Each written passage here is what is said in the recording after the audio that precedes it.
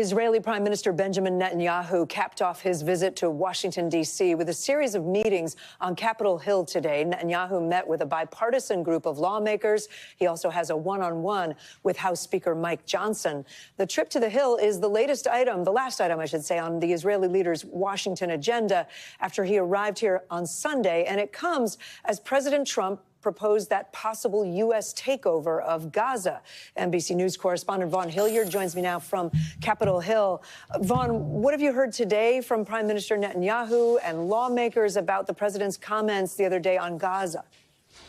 Right. Prime Minister Benjamin Netanyahu meeting with multiple Republican senators, but some Democrats as well. And this came after an early morning post from President Trump on his Truth Social account, in which he was quite explicit in saying that after the fighting, in his words, at that point in time, Israel would then turn over Gaza to the United States. He has been very unclear in specifics as to exactly what that would look like. Of course, that would lead to the displacement of more than 1 million Palestinians. But I want to let you listen to John Cornyn, Republican senator out of Texas, one of many lawmakers who I asked about this, about whether this is something that is actually feasible. Let's take a listen.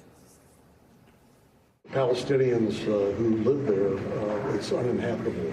And so this is something that's going to require creative thinking, and President Trump certainly is capable of doing that. But I think he started an important conversation so we can understand what the facts are.